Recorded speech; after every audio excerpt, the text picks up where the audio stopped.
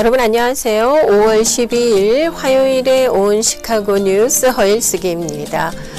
여러분 뭔가 이 새로운 일에 도전하려고 하실 때 여러 가지 경우의 수를 먼저 생각하시죠. 여러분께서는 어떤 타입이십니까?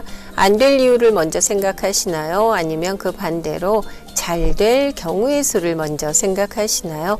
저는 좀 전자 타입인 것 같습니다. 그래서인지 뭔가 새로운 일을 시도하는 것 참 제게는 어렵고 조심스러운 일이에요. 이 현대 창업주인 정주영 회장의 유명한 명언이 있잖아요. 바로 이봐, 해봤어? 라는 말입니다. 대부분의 사람들이 시작도 하기 전에 머릿속으로 이건 이래서 힘들고 또 저건 저래서 안 될 거야 라고 스스로 한계를 긋곤 합니다. 모든 인류에게 발명왕으로 기억되어지고 있는 에디슨, 그도 이 전구를 발명하기 전까지 무려 그냥 하는 말이겠죠. 정말 10,000번이란 숫자를 헤아려 봤겠습니까? 10,000번의 실패를 거듭했다라는 말이 있습니다. 그는 실패를 할 때마다 이렇게 얘기했다고 해요. 나는 실패를 한 것이 아니라 그저 전구가 제대로 작동하지 않는 또 하나의 이유를 발견했다고요. 그래서 실패는 성공의 어머니다. 이런 말도 있는 것 아닐까요? 오늘 제가 만나 뵙게 될 그레이스 교회 데니얼 킴 목사님께서 1.5세, 1.7세 정도 되시는 아주 젊은 분이신데요. 이런 얘기를 하시더라고요. 뭔가 새로운 시도를 하려고 할 때 걱정하고 많이 염려하시는 분들이 물론 교회 안에 계시겠죠. 이분들께 그저 6개월만 한번 해보자고 말씀을 하신대요. 그러면 반대했던 대부분의 분들도 수긍을 하신다고 하시던데요. 참 지혜롭다라는 그런 생각을 했습니다. 시도하지 않으면 아무 일도 일어나지 않잖아요. 자, 어느새 5월도 이제 중순을 향해 가고 있습니다. 아직도 망설이고 계신 일 여러분 혹시 있으십니까? 일단 좀 해보시는 건 어떠실까요? 뭔가를 배우는 일이든 누군가를 돕는 일이든 아니면 교회 직분이든 말입니다. 자, 5월 12일 화요일에 온 시카고 뉴스 먼저 주요 뉴스 정리해드린 후에 그레이스 교회 3대 목사님이십니다. 어느새 시카고 오신 지 2년이 되셨다고 하네요. 데니얼 킴 목사님을 만나 뵙도록 하겠습니다.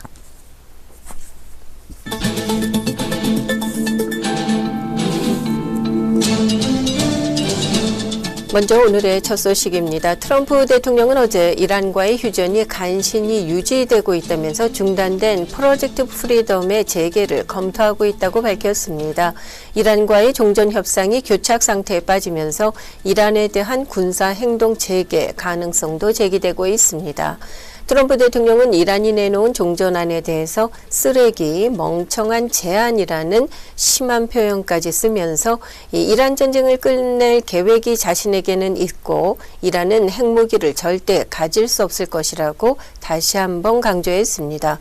트럼프 대통령은 팍스뉴스와의 인터뷰에서는 중단된 이 해방 프로젝트 프리덤의 재개를 검토하고 있다고 말했습니다. 이는 군사작전 재개 카드를 꺼내들면서 이란을 또 한 번 압박하기 위한 발언이라는 분석입니다. 대이란 전쟁 개전 이후 유가 상승으로 인해서 압박을 받고 있는 트럼프 대통령이 어제 휘발유세를 일시 중단하겠다고 밝혔습니다. 트럼프 대통령은 어제 CBS 방송과의 인터뷰에서 연방 휘발유세 중단에 대해서 훌륭한 생각이라고 본다면서 우리는 일정 기간 연방 휘발유세를 없앴다가 유가가 하락하면 되돌려 놓을 것이라고 말했습니다. 그러나 연방 휘발유세 중단에는 의회의 승인이 필요합니다. 그 과정을 거쳐야 하는데요.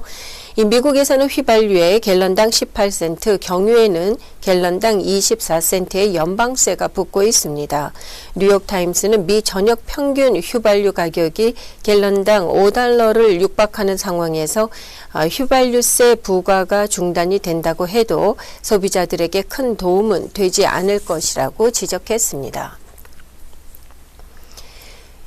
지난달 트럼프 대통령이 참석했던 백악관 출입기자협회 만찬 장소 바로 앞에서 총격 사건을 벌인 용의자가 어제 법정에서 자신에게 적용된 모든 혐의에 대해서 무죄를 주장했습니다.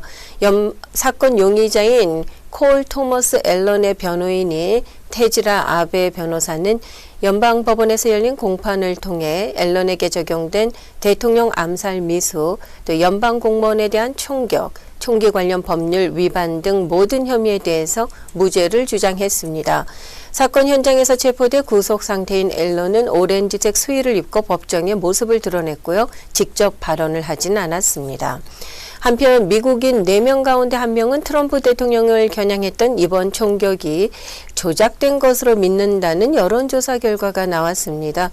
워싱턴 포스트는 어제 가짜뉴스 감시기구 뉴스가드가 공개한 여론조사 결과를 인용해서 이같이 보도했습니다. 해당 여론조사는 뉴스가드가 여론조사기관 유고부에 의뢰해서 4월 28일부터 5월 4일까지 성인 1000명을 대상으로 진행한 것입니다.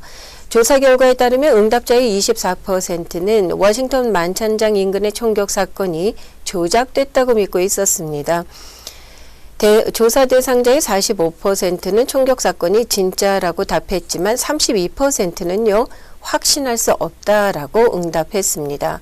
소피아 로빈슨 뉴스가드 편집자는 정부와 언론을 불신하는 사람들이 점점 더 많아지고 있다라는 결과라고 지적을 하고요. 온라인에 퍼져 있는 미확인 정보를 사람들이 믿는 경향이 더 두드러지고 있다고 밝혔습니다. 백악관 대변인실은 이 같은 조작설에 대해서 어불성설이라면서 조작설을 일축했습니다. 대서양 항해 중 한타 바이러스 집단 감염이 발생한 크루즈선에서 하선해 자국으로 돌아간 승객들 가운데 추가 확진자가 나오면서 각국은 귀국자 격리 조치 등 방역에 돌입했습니다. 로이터 통신 등에 따르면 스페인령 카나리아 제도의 테네리페 앞바다에 있던 MV 혼디우스호가 강풍으로 인해서 부두에 저반을 한 상태로 마지막 승객인 호주인 4명과 호주 거주 영국인, 뉴질랜드인 1명 등 6명을 모두 하선시켰습니다. 이들은 당초 호주행 항공편으로 이동할 예정이었습니다. 그러나 네덜란드로 행선지가 변경됐다고 하는데요. 승무원 19명, 또 의료진 3명도 하선해서 별도 항공편으로 네덜란드로 향합니다. 이에 따라서 이틀간 20여 개국 출신 122명이 하선을 완료했습니다. 세계보건기구 WHO는 지난 8일 발표 이후 한타 바이러스 확진자가 2명 더 늘어서 총 7명이 됐다고 밝혔습니다. 미립국을 시도하는 과정에서 희생자가 끊이지 않고 있는 텍사스 국경에서 또다시 6명이 사망한 채 발견됐습니다. NBC 뉴스는 어제 텍사스주 라레도 차량기지 인근의 화물열차 화물칸에서 6명이 숨진 채 발견됐다고 보도했습니다. 이 멕시코와 국경을 접한 라레도는요, 미국과 멕시코 교역의 주요 관문 역할을 하는 지역입니다. 현지 경찰은 유니언 퍼시픽 철도 직원들의 신고를 받고 출동해서 사망자들을 확인했다고 밝혔습니다. 텍사스주 웹 카운티의 검시관 사무소는 보도 자료를 통해서 6명의 희생자 가운데 1명은 여성이고 나머지는 남성이라고 전했습니다. 남성 희생자들 가운데 1명은 10대인 것으로 추정되고 있습니다. 사무소 측은 희생자 발견 당시 현장 온도가 105도에 달했다면서 사인을 확인하고 있지만 여성 희생자는 고체온증으로 사망했다고 밝혔습니다. 유니언 퍼시픽 철도 측은 이번 사건에 깊은 유감을 표시하고요. 사법당국의 조사에 충실하게 임할 것이라고 강조했습니다. 미국의 기존 주택 판매가 봄 성수기인 4월에도 사실상 제자리 걸음을 하면서 부진한 흐름을 이어갔습니다. 어제 부동산 중개인 협회에 따르면 4월 기존 주택 판매는 402만 건으로 9개월 만에 최저 수준이었던 지난 3월 대비 0.2%가 증가하는 데 그쳤습니다. 이는 다우존스가 집계한 전문가 전망치 410만 건을 밑도는 수치입니다. 봄철은 주택거래가 가장 활발한 시기로 꼽히고 있지만 계속해서 높은 주택담보대출 금리 또 집값 부담이 수요를 억눌렀기 때문이라는 분석입니다. 미중 정상회담을 위한 트럼프 대통령의 방중 대표단과 함께할 미국 기술 기업인 금융업계 인사들이 확정이 됐습니다. 한편 이 중국 관영 매체들이 트럼프 대통령의 방중을 앞두고 잇따라 미중 협력 필요성을 강조하고 나섰습니다. 양국 관계 안정이 세계 평화와 경제 회복에 필수적인 메시지를 내놓으면서 정상회담을 앞두고 우호적인 분위기 조성에 나선 것으로 해석됩니다. 특히 트럼프 대통령은 대만에 대한 미국의 무기 판매 문제를 시진핑 주석과 직접 논의하겠다고 밝혀서 외교적 관심이 쏠리고 있습니다. 어젯밤 사우스 시카고 지역에서 총을 든 남성이 있다는 신고를 받고 출동한 경찰과 용의자 사이에 교전이 발생했습니다. 용의자는 여러 차례 총격을 받아 위중한 상태이나 부상당한 경찰관은 없는 것으로 보고됐습니다. 한편 지난 토요일 시카고 전역에서는 16명이 총에 맞는 등 올해 들어 가장 총격 사고가 많았던 주말 중에 하나로 기록이 됐습니다. 이 경찰은 특히 사우스 지역에서 이 파티장을 떠나는 사람들을 노린 무장 강도 사건에 대해서 주의를 당부하고 있습니다. 이어서 날씨 전해드리겠습니다. 5월 12일 화요일인 오늘 대체로 흐리겠고 몇 차례 소나기가 오겠습니다. 최고 72도, 최저 50도. 수요일인 내일 약간 흐리겠고 바람 많이 불겠습니다. 최고 56도, 최저 46도. 목요일 대체로 맑은 가운데 최고 59도, 최저 54도로 예상됩니다. 현재 기온은 52도. 함께하고 계신 현재 시각은 8시 41분 지나고 있습니다. 시카고 타운 내 교회들 1세대 목사님들의 은퇴가 몇 년 전부터 시작이 됐습니다. 오늘 이 시간에는요, 윌링에 위치한 그레이스 교회 3대 담임 목사님이십니다. 데니얼 킴 목사님 만나 뵙도록 하겠습니다. 안녕하세요, 목사님. 반갑습니다. 네, 안녕하십니까. 반갑습니다. 네, 목사님 시카고 오신 지 이제 좀 시간이 지났네요. 네, 한 이제 2년 정도 다 됐습니다. 저희 방송국은 처음이시죠? 네, 오늘 처음 왔습니다. 좀 섭섭한데요. 앞으로 계속 좀 자주 뵐 수 있는 기회가 있었으면 합니다. 예, 제가 처음 왔을 때 방송 요청들이 있었는데 제가 온 지도 얼마 안 되고 별로 아는 것도 없고 그래서 좀 거절을 했었는데 예, 자주 나오겠습니다. 네, 기대하도록 하겠습니다. 목사님 이제 시카고 처음 오셔서 첫인상도 있으셨을 거고 또 이제 한 2년여의 세월이 지나면서 좀 시카고의 한인사회 또 교계를 보시면서 느끼신 점들이 있으실 것 같아요. 어떻습니까? 일단 시카고는 제가 생각했던 것보다 날씨가 꽤 나쁘지 않았던 것 같아요. 그렇습니까? 네. 예, 저도 뉴욕에서 이제 자랐는데 이제 추위는 비슷한데 뉴욕도 만만치 않죠. 네, 만만치 않죠. 네. 예, 근데 이제 시카고는 조금 더 겨울이 길다는 거. 생각보다 날씨가 너무 좋은 거예요. 여름이나 이럴 때 너무 뉴욕보다 훨씬 좋더라고요. 그렇습니까? 네. 네. 그리고 여기 시카고 분들은 굉장히 순수하시고 따뜻하신 것 같았어요. 제가 느꼈게 다른 제가 뭐 아틀란타도 있어봤고 뉴욕도 있어봤는데 조금 이렇게 텐스한 게 거긴 있거든요. 근데 여기 계신 분들은 조금 더 따뜻하시고 릴렉스하신 것 같고 너무 좋은 것 같아요. 예. 네. 이 목사님 뵈니까 연령대가 상당히 젊으세요. 네. 시카고에 드디어 이제 세대 교체가 시작이 됐고 또 그분 중에 한 분이신데요.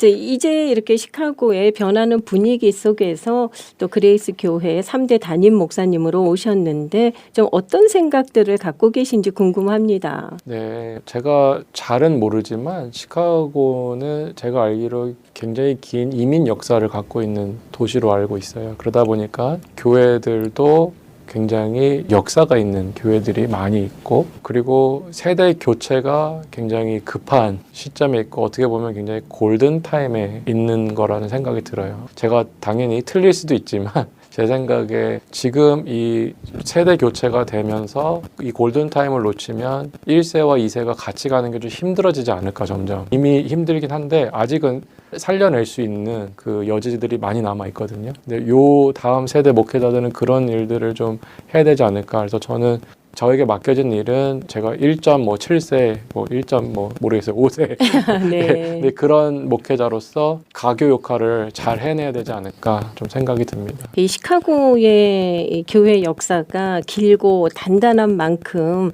또 어떤 이런 변화에 대해서는 그 쉽게 받아들이지 못하고 어려워하는 부분들이 있을 수 있거든요. 지금 그 가교 역할이라는 얘기를 해주셨는데 좀 이런 부분에 대해서 목사님만의 어떤 계획이나 그 생각하시는 바가 있을까요? 역사가 길다는 것이 이게 장점이 될 수도 있는데 또 한편 그쵸. 반작용도 있지 않을까 하는 좀 염려스러운 마음이 있습니다.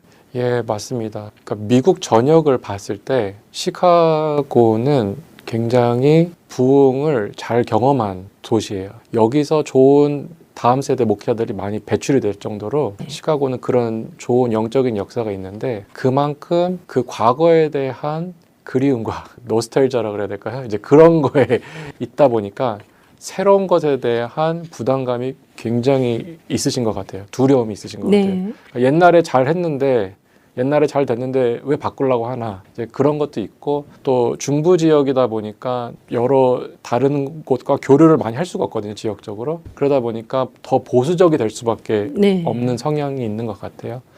그래서 교회들이 새로운 것을 원하지만 막상 새로운 것을 할 때 못해요. 두려워서. 그리고 그 과정 속에서 교회가 막 깨지기도 하고 이제 그런 일들이 일어나는데 저 같은 경우는 일단은 감사하게도 저희 교회는 그렇게 변화에 대한 큰 두려움은 막 없으신 것 같아요. 교회가 막 특별히 뭐 싸웠거나 옛날에 깨졌거나 이런 경험이 없다 보니까 더 그럴 수도 있는데 그래도 만약에 좀 두려운 것들이 있다 할 때는 제가 항상 말씀드리는 게 우리 6개월만 해봐요. 1년만 해봐요.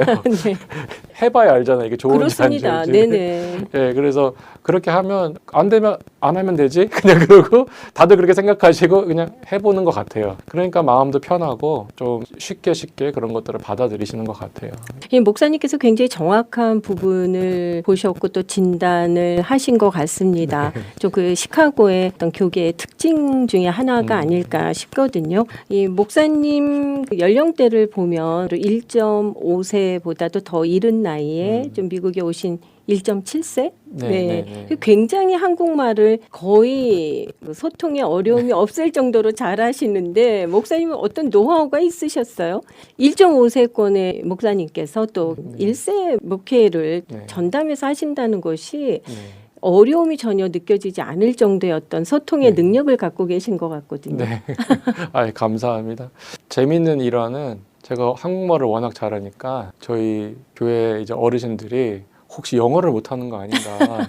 네. 그래서 제가 이제 뭐 영어 설교도 하고 영어로 이제 막 하니까 우리 목사님 미국 영어 한다고 막 미국 사람 영어 한다고 막 그러시더라고요. 그래서 되게 웃겼었는데 제가 한국말을 잘 배울 수 있었던 거는 저희 아버지 교회를 한인교회니까 일을 맡아서 섬기고 하다 보니까 한국말을 자연스럽게 많이 배웠고 그리고 제가 오자마자 미국에 9살 때 왔는데요. 오자마자 저희 아버지가 매일 그 성경을 쓰게 하셨어요. 한 장씩 때로는 4장씩 막 이렇게 한글로 막 쓰게 해서 한국에서 이미 한글을 띄고 왔지만 잊지 않게 하기 위해서 그걸 계속 시켜줬어요. 그리고 한국말로 계속 부모님하고 얘기하고 또 교회 가면 또 어른들하고 한국말하고도 얘기하고 뭐 애들하고는 영어하고 막 하지만 그러다 보니까 한글을 계속 그렇게 킵할 수 있었던 것 같고 또 제가 그런 글이나 이런 거에 관심이 많아서 한국 책도 계속 보다 보니까 계속 이렇게 할 수 있었던 것 같아요. 아버님이 목사님이실 경우 이 목회자의 길을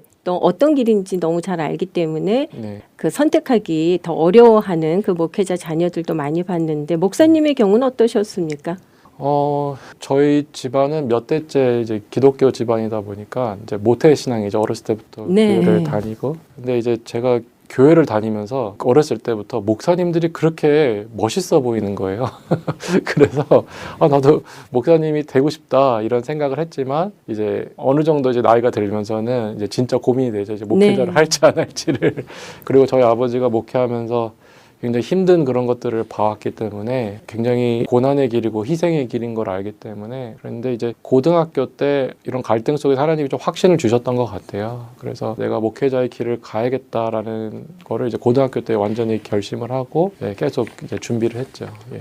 그렇군요. 예, 시대가 너무 많이 빠르게 변하고 있지 않습니까, 목사님? 네. 때문에 참 크리스찬들도 그 속에서 때로는 그 방향에 대한 어떤 고민들이 많이 있는 것으로 알고 있습니다. 목사님께서 중요하게 생각하시는 어떤 기독교 신앙의 가치가 있다면 어떤 것인지 좀 말씀을 부탁드리겠습니다. 예, 제가 생각할 때 복음은 세상 그 어떤 내용보다 어떤 소식보다 가장 능력이 있는 우리 인생을 뒤엎을 수 있는 바꿔놓을 수 있는 그런 말씀이라고 생각해요.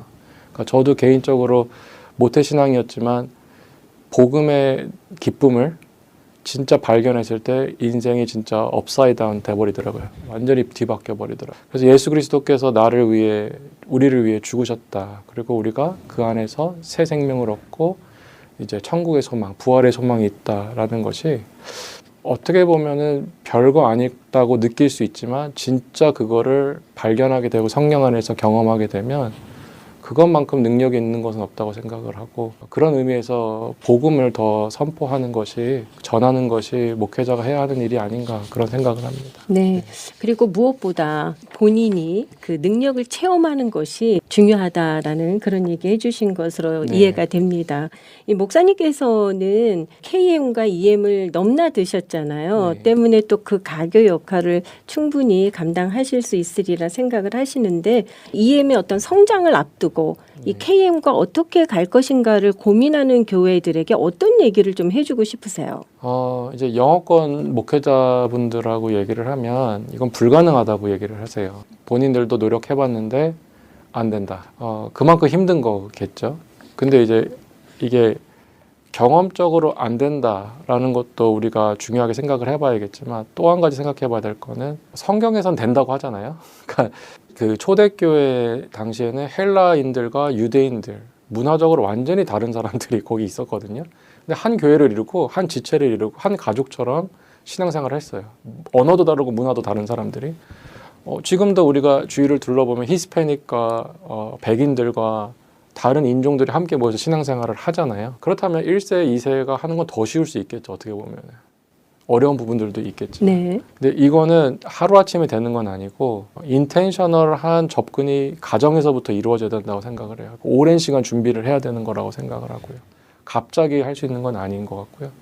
많은 문제가 부모 세대와 그 다음 세대의 서로 이해하지 못하는 그 속에서 오는 거거든요. 자녀 세대는 부모님이 나를 억압한다, 나를 이해하지 못한다, 내 뜻대로 하지 못하게 한다라는 생각이 있고 부모 세대는 너희들이 어린데 뭘 아냐, 우리가 하는 대로 따라와. 네. 이렇게 하다 보니까 교회에서 싸우거든요. 근데 그게 아니라 1세들이 나이가 들잖아요. 그리고 언젠가는 하나님 앞에 가야 되는데 네. 2세들이 마음껏 꼽힐 수 있도록 서포트를 해야 된다고 생각을 해요. 저는 부모의 희생이 없이는 자녀가 설 수가 없어요. 네. 부모가 희생을 해야 돼요.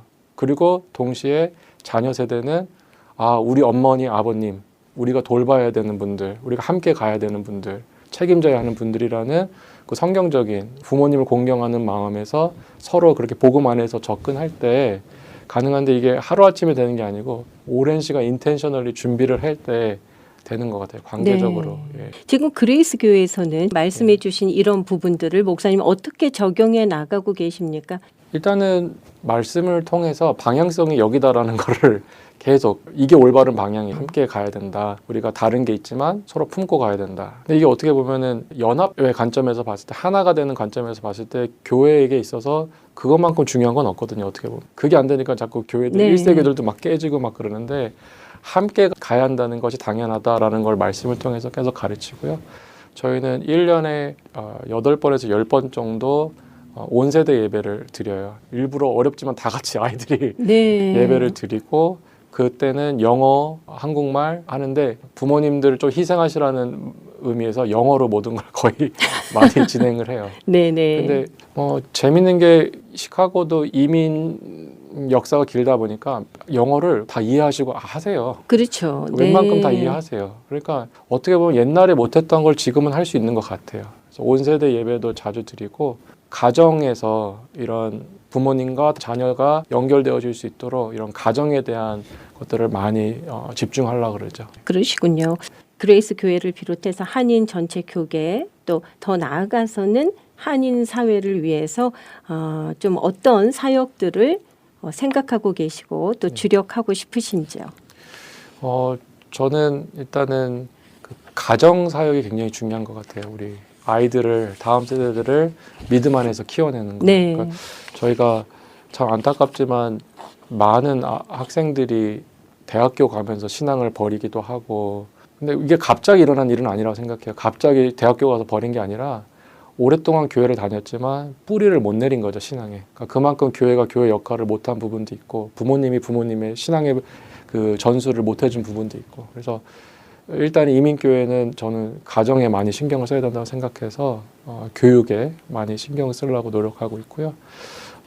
이제 또 한 가지는 이 지역사회에 저희가 계속 해오던 선한 사마리아 사역을 통해서 이제 감옥에 있으신 프리즌 이제 미니스트리를 계속 저희가 해왔고, 또 그 좋은 열매로 우리 서승모 형제 같은 분이 30년 그렇죠. 있다가 이제 나오셔서 지금 저희 교회에서 영어권에서 신앙생활 잘하고 계시고, 기쁨이죠, 교회. 이제 그런 일들을 계속 해나가고, 우리 주위에 있는 장애인들이나 소외된 분들에 대한 관심을 계속 갖는 사역 하면 좋을 것 같고요. 그리고 지금 제가 고민하고 이제 많이 생각하는 것 중에 하나는 이제 미래에 이제 제가 상담을 전공을 했는데 이제 평신도 상담가들을 많이 세워서 이 지역의 무료 상담이나 이런 것들을 좀 보급할 수 있는 그런 섬김이 있으면 좋겠다 좀 생각하고 있습니다.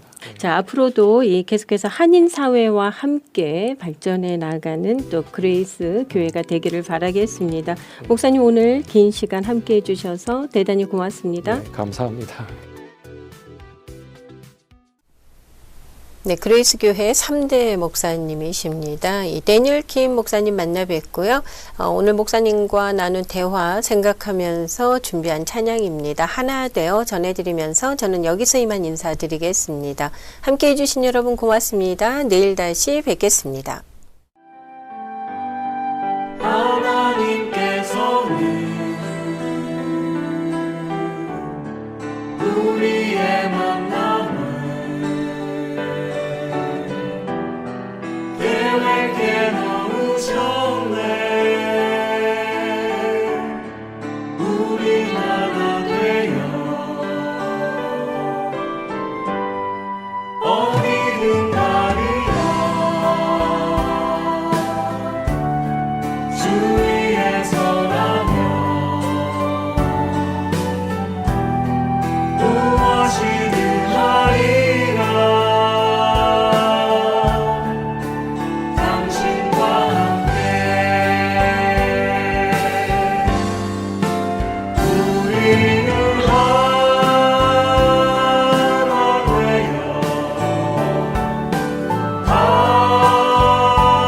함께 걷네. 하늘 아버지 사랑 안에서 우리는 빛나리며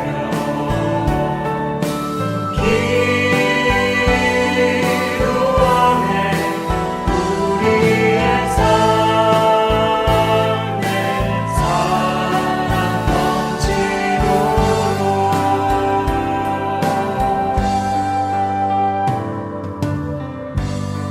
또 우리 모이는